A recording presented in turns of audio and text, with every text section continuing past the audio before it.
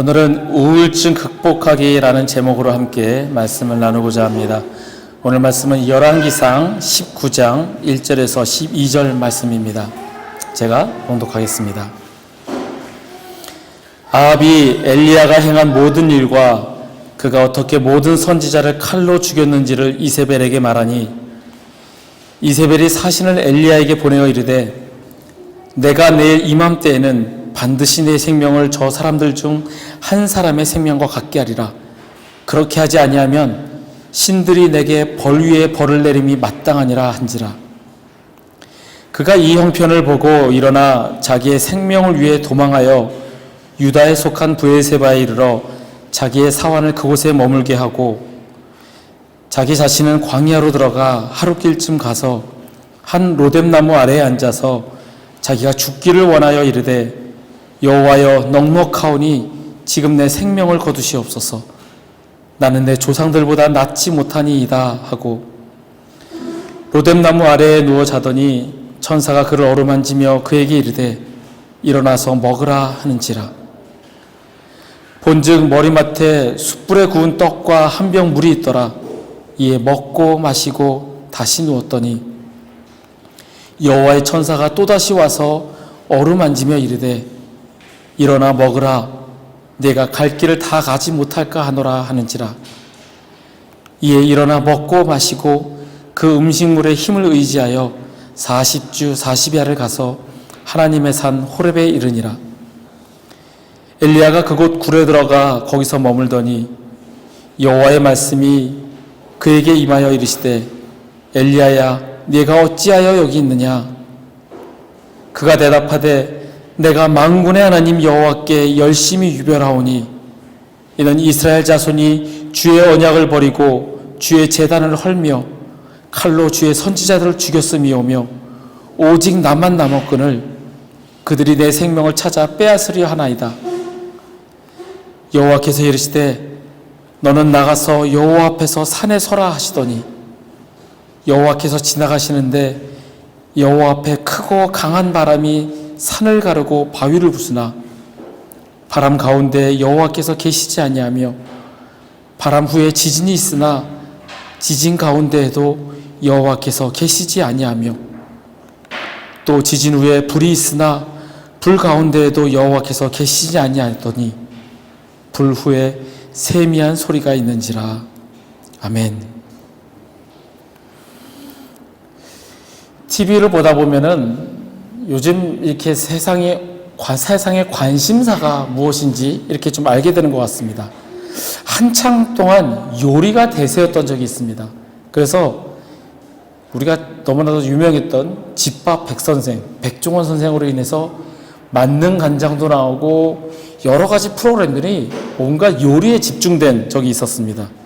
그래서 요리 경연대회도 있었고, 쉬운 요리하기, 각 나라를 찾아다니면서 맛있는 음식 찾아가기 등등 요리 프로그램들이 여기저기 방송에서 계속되었습니다. 근데 지금은 상담 프로그램이 대세인 것 같습니다.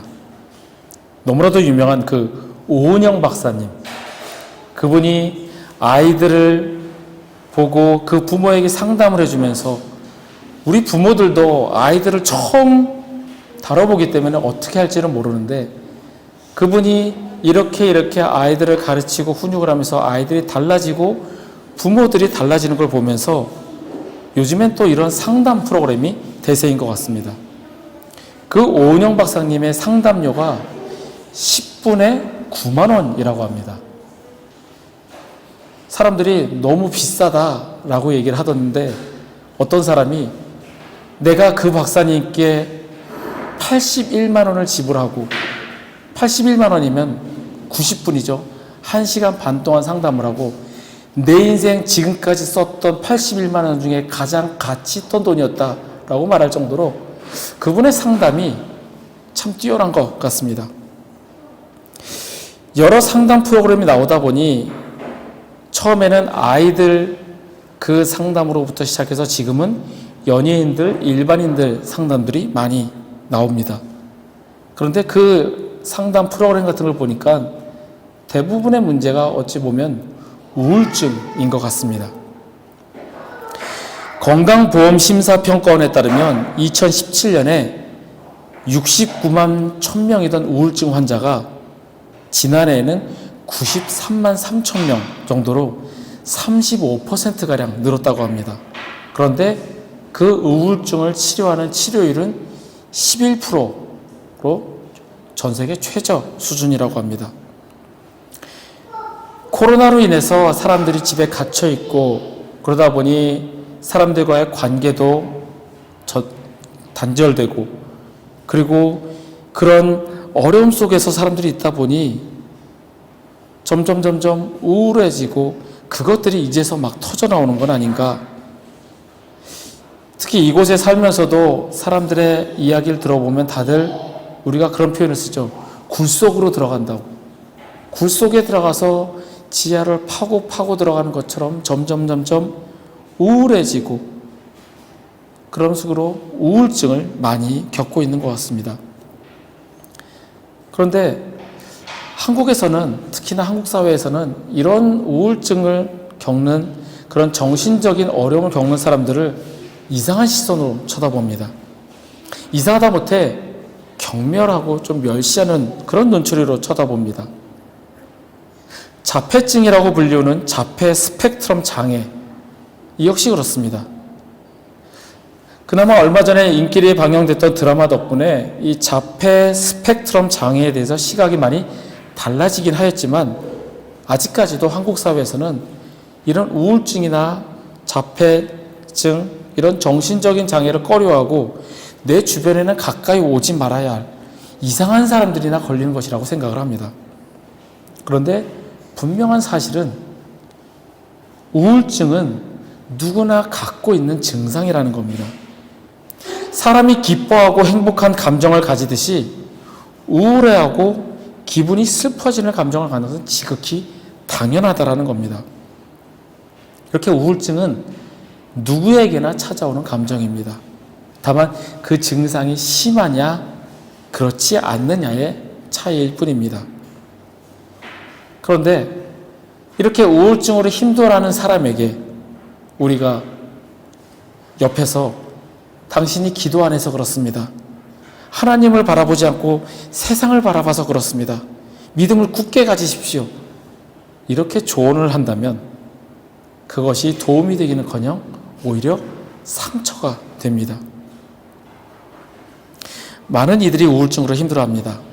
특히 코로나 이후로 실직을 하고 경제적으로 힘들어지고 가족 간의 갈등으로 인해서 우울증을 갖게 되는 이들이 참 많습니다. 한 사람이 하루에 생각을 하는 횟수가 약 7만 번 정도라고 합니다.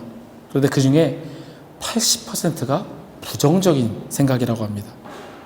그리고 우리 인간은 가장 긍정적이고 기분 좋은 기억보다 나쁘고 힘들었던 기억을 더 잘한다고 합니다. 그게 바로 생존 본능 때문에 내가 살아남기 위해서 그 나쁜 기억을 끄집어내서 그랬을 때는 나는 어떻게 해야지라는 그 생존 본능 때문에 나쁜 기억을 많이 한다고 합니다. 이게 우리 인간의 모습입니다. 우리 그리스도인들에게도 이런 우울증들은 많이 찾아옵니다.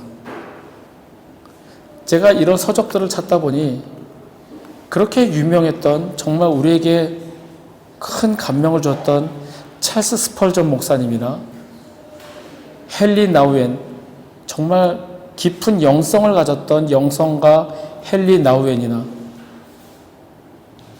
정말 우리가 존경했던 오카는 목사님이나 이분들에게서 다 드러나는 것이 우울한 성향이었다고 합니다. 정말 그런 대단한 그런 목사님들, 영성가들은 우울증에는 안 걸릴 거라고 우리는 생각을 하지만 우울한 성향을 가지고 혹은 또 그런 우울한 성향 때문에 그런 훌륭한 설교가 나왔다라고 이야기를 하기도 합니다. 이렇듯 우리에게는 그런 우울 증상이 모두에게 다 있습니다. 그럼 우리는 이것을 어떻게 극복을 해야 될까요? 내 힘으로, 내 의지로 극복을 할 수 있을지, 우리가 그리스도인으로서 어떻게 우울증을 극복해야 하는지, 주님은 우리를 어떻게 다루시는지 함께 묵상하기를 원합니다. 오늘 본문에 등장하는 엘리야는 극심한 우울증에 빠져 있습니다. 아이러니하게도 그 시점이 아합과 이세벨에 대항해서 바알과 아세라의 선지자 850명과 대결해서 완벽한 승리를 거둔 그 직후입니다. 이제 앞으로 이스라엘 백성들이 하나님께 돌아오고 회복될 것이라 믿고 그런 승리감에 빠져 있을 때 오히려 이세벨의 경로와 함께 위협이 엘리야에게 돌아옵니다. 이세벨이 말하기를 너를 꼭 죽일 것이다. 만약에 내가 그렇게 못하면 신들이 나에게 벌을 내릴 것이다. 다짐하며 엘리야를 죽이겠다고 위협을 합니다. 그때 엘리야는 850명의 이방 선지자들을 죽였던 그 담대함과 그 기계가 있는 것이 아니라 홀로 광야로 들어가서 로뎀나무 아래에서 기도합니다. 그런데 그 기도의 내용이 하나님 힘을 주십시오. 내가 저들과 싸워 이기게 해주십시오. 용기를 주십시오. 이렇게 기도하는 것이 아니라 죽여달라고 기도합니다. 더 바랄 것이 없으니 나는 내 조상들보다 나을 것도 없고 나는 무익하니 주님 그냥 나 죽여주십시오 라고 기도를 합니다. 지금의 엘리야 상태가 바로 우울증에 빠져 있는 상태라는 겁니다. 그런데 엘리야의 이 엘리야의 상태를 주석에서 제가 한번 설명을 한번 보았습니다. 성경 학자들은 주석에서 이렇게 설명을 합니다. 하나님만을 바라보던 엘리야가 지금은 이세벨을 바라보고 동시에 자기 자신을 바라보니 깊은 좌절감에 빠지게 되었다. 하나님을 바라보지 않은 그는 실패한 모습이다. 하나님께 불만을 갖게 된 엘리야, 지금까지 사역을 하면서 이제 승리가 눈앞인 줄 알았는데 생명의 위협을 받게 되니 하나님께 반항하며 불만을 토로하는 엘리야, 하나님의 뜻을, 하나님의 의도를 바르게 이해하지 못하는 엘리야. 그래서 엘리야는 자신의 생각이 하나님의 뜻을 앞서갔기에 지금의 일을 얻고 스스로 자초한 일이다. 엘리야의 상태를 이렇게 판단을 합니다. 이 주석서를 읽어보면 구구절절이 옳은 말입니다. 하나님을 바라보지 않았고 하나님의 계획과 생각보다 내 생각을 앞세웠고 그래서 어려움에 처하게 되니 하나님께 반항하고 불만을 토하는 엘리야. 다 옳은 말인데 만약에 지금 엘리야에게 당신 지금 이런 모습입니다 라고 했을 때 그 엘리야가 아 맞구나, 내가 지금 잘못하고 있구나, 그렇게 돌아오지는 않을 것 같습니다. 상담하시는 분들이 많이 이렇게 이야기를 합니다. 해결책을 주려 하지 말고 지금의 상황을 판단해서 올바른 이야기를 하려 하지 말고 그냥 들어만 주어라. 그것이 상담이다 라고 이야기를 합니다. 실패해서 힘들어하는 엘리야에게 정답을 주는 것은 위로가 되지 않습니다. 그에게 해결책을 주려 하고 너는 이렇게 이런 길로 가야 돼 라고 하는 것은 그에게 전혀 위로가 되지 않고 힘이 되지 않습니다.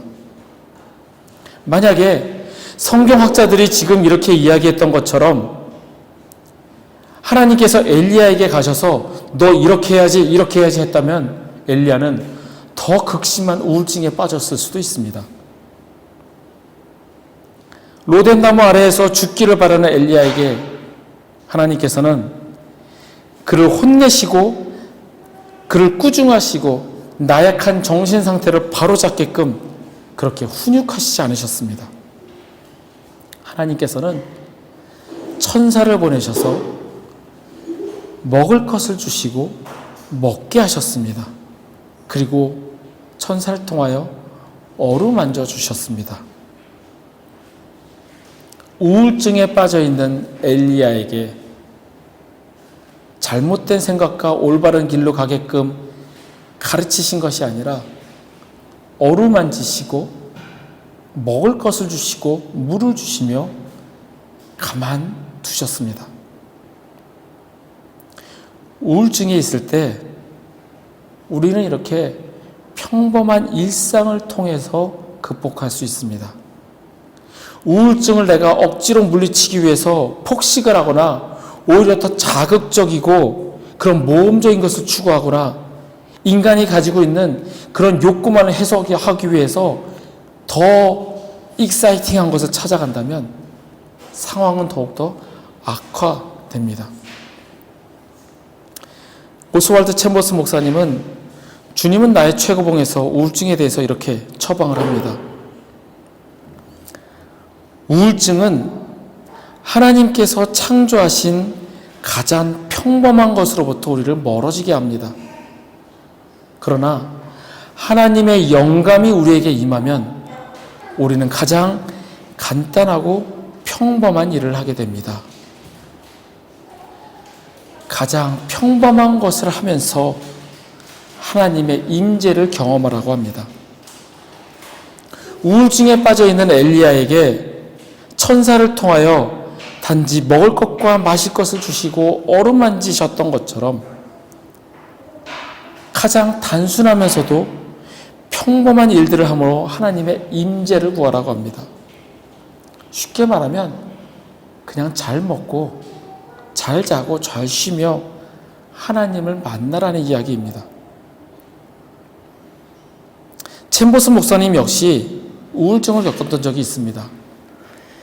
4년간의 영적 암흑기를 지날 때가 있었다고 합니다. 그런데 그 영적 암흑기를 지냈던 그 시간이 그 시간 동안에 힘들어하고 어려워하고 있는 그 와중에 그분은 오히려 어떤 젊은 여인으로부터 무고한 고소를 당하게 되었습니다. 그분이 그녀에게 몹쓸 짓을 했다라는 그러한 고소를 하게 된 겁니다. 결국 조사 후에 무죄로 판명되었지만 그 사람이 고소를 하고 그것이 조사가 되어지는 그 과정 동안에 마을 사람들은 이 목사님을 볼 때마다 계속 수근거렸습니다. 저 사람이 그렇게 했대. 아니 땐 굴뚝에 연기가 날까? 어떻게 했길래? 이 사건은 그분을 절망에 빠지게 했고 우울증으로 힘들어하게 했습니다. 그러면서 그분이 그걸 이겨냈던 것은 평범한 일상 속에서 평범한 일들을 통하여 하나님의 임재를 찾게 된 것이었습니다. 1600년대 살았던 프랑스 출신의 영성가 로렌스 형제가 있습니다. 그분은 수도원에 들어가서 하나님을 묵상하며 사는 것이 소원이었습니다. 단지 다 필요 없고 그냥 주님을 묵상하며 주님과 동행하는 삶, 그것이 그분의 삶의 목표였습니다. 그래서 그분이 그렇게 원하던 깔맹 수도원의 수도사로 들어가게 되었습니다. 그런데 그때 이미 그는 나이도 많았고 마흔이 배우지도 못한 사람이었고 다리까지 저는 불구의 몸이었습니다. 그가 수도원에 들어갔을 때 그에게 주어진 일은 주방에서 밥하고 설거지하는 일이었습니다. 얼마나 실망스러웠을까요? 수도원에 들어가서 말씀을 읽고 주님을 묵상하고 늘 기도하며 산책하며 그렇게 하면서 주님과 동행하는 것을 꿈꾸며 들어갔을 텐데 그에게 주어진 일은 하찮아 보이는 주방 일이었습니다. 그런데 이 로렌스 형제는 그에게 맡겨진 일, 주방에서의 설거지하고 청소하고 밥하는 그런 일들을 통해서 하나님의 임재를 연습을 했고 하나님과 동행하는 삶을 살았습니다. 그가 식당에서 그릇을 닦는 모습을 본 어떤 사람이 이런 글을 남겼습니다. 로렌스 형제가 그릇을 닦고 있는 모습을 보면 마치 사제가 성찬식을 준비하는 엄숙함과 경건함을 느낀다. 그는 경건함으로 엄숙함으로 정성을 다하여 그릇을 하나하나 닦고 있었다. 그리고 주어진 모든 임무를 마치고 부엌에서 무릎을 꿇고 있는 로렌스 형제의 모습을 봤을 때 우리는 거기서 하나님의 임재를 볼 수 있었다. 로렌스 형제가 평범한 일상생활 속에서 하나님과 대화하고 하나님의 임재를 경험했던 것처럼 우리가 우울한 가운데 있다면 지금 가장 평범한 일들을 통하여 하나님의 임재를 구하여야 한다는 이야기입니다. 뭔가 급격하게 바꿔보려고 내가 극적인 경험을 통해서 확 변하고 혹은 자극적이고 스릴 있는 일들을 통해서 우울증을 극복하는 것이 아니라 평범한 일상 속에서 묵묵하게 지냄으로 하나님의 임재를 구할 때 우리는 그 우울증을 극복할 수 있다는 것입니다. 그렇게 또한 먹을 것과 마실 것을 주심으로 육신의 힘을 얻게 하신 하나님께서는 엘리야를 하나님의 산 호렙으로 이끄십니다. 그리고 그곳에서 세미한 소리 가운데서 말씀하십니다. 평범한 일상 가운데서 지극히 일상적인 일들을 통하여 극복이 되어지지만 그것만이 아닌 하나님의 말씀을 통하여 극복을 할 수 있다는 겁니다. 사람이 떡으로만 살 것이 아니요 하나님의 입으로부터 나오는 모든 말씀으로 살 것이라. 예수님 말씀하셨던 것처럼 우리는 하나님의 말씀으로 인하여 우리는 살아갈 수 있습니다. 그런데 말씀을 매일매일 읽어가다 보니 처음에는 그 말씀이 너무 좋고 말씀이 달고 그 말씀을 통해서 깨닫고 위로가 되어집니다. 그런데 다른 일들로 인해서 지치고 힘들고 바쁜 그 와중에 성경을 읽을 시간이 없는 것처럼 느껴지니 하나님의 말씀을 읽는 것이 숙제처럼 여겨집니다. 이게 바로 제 고백입니다. 말씀을 매일같이 읽으면서 일독하고 이독하고 계속 말씀을 읽어가다가 생활이 바빠지고 해야 할 일들이 많아지니까 지치고 힘드니까 그 말씀을 읽기는 읽어야겠는데 이게 나에게 숙제처럼 다가옵니다. 거기다 우울증까지 오니까 정말 힘이 드는 거죠. 그래서 요즘은 제가 말씀을 읽기 전에 하나님, 말씀을 읽는 것이 억지로 하는 숙제로 여겨지지 않게 하시고 더 말씀에 집중하게 해달라고 그렇게 기도를 합니다. 의무감으로 내가 이 말씀을 읽어야지 그 의무감으로 이 말씀을 읽는 것이 아니라 하나님 말씀을 통해서 깨닫게 하시고 하나님의 임재를 경험하게 해달라고 기도하며 말씀을 읽습니다. 그런데 감사한 것은 그렇게 기도하며 말씀에 집중하니 조금씩 달라짐을 경험하게 됩니다. 하나님의 말씀은 우리의 상상과 예상을 뛰어넘는 힘이 있습니다. 그 말씀의 내용과 문맥이 지금의 나의 상황과 상관없을지라도 신비롭게도 그 말씀 속에서 주님이 주시는 위로가 있습니다. 그리고 그 말씀을 읽는 가운데 주님의 임재를 경험하게 됩니다. 여러분도 그런 경험을 하시면 좋겠습니다. 말씀을 읽는 것이 억지로 해야 하는 일처럼 느껴질 때 주님, 이것이 나의 숙제가 되지 않게 해주십시오.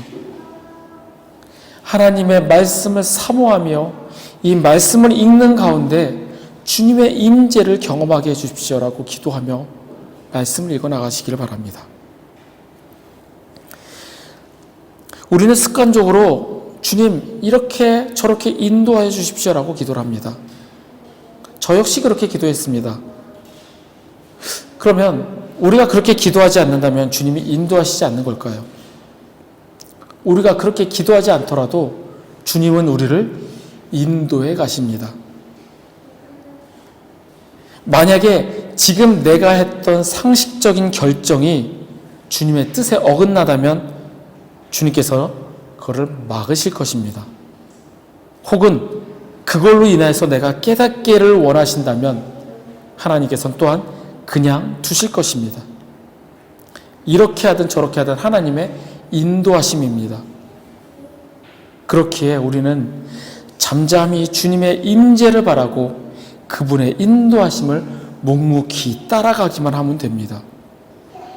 지금의 상황들이 답답하고 막막하고 힘들어서 우울증이 올 것처럼 그렇게 힘들더라도 하나님의 말씀 속에서 임재를 구하며 주님의 인도하심을 경험해가며 살아야 합니다. 분명하고 확실한 것은 하나님께서 여러분과 저를 택하셨고 내가 하나님의 사람으로 살아가는 한 하나님께서는 인도하신다는 사실입니다. 그렇기 때문에 우리는 지금의 이 상황일지라도 하나님이 허락하셨음을 믿고 묵묵히 따라가기만 하면 됩니다. 지금 내가 잘못된 결정을 하면 하나님께서 막으실 것이고 올바른 결정을 하면 하나님께서 여실 것입니다. 하나님의 뜻과 계획을 의심하지 말고 굳게 나아가기를 바랍니다. 말씀을 정리하겠습니다. 혹시 우울증으로 힘들어 하십니까?